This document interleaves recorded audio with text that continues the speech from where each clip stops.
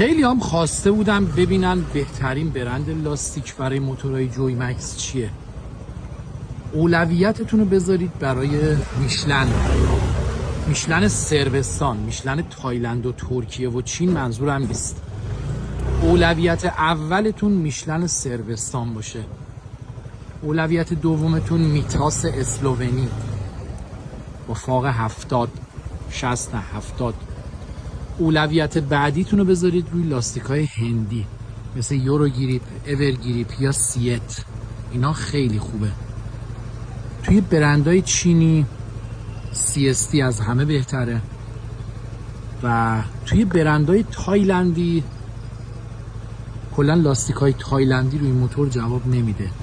شینکو خشکه، IRC خشکه و سره. شاید الان سواری خوبی بهتون بده ولی همین لبه جوب و ایرانی اگه جواب بده اون نمیده و پشتک میزنید. یا مثلا بر فرض مثال دورو لاستیک خیلی سگ جونیه ولی خشکه، کمکاتون داغون میشه. شینکو هم که بهتون گفتم و فدرال. خیلی هم میان لاستیک های گل درشت میزنن. زیر این موتور باید لاستیک ریسی باشه.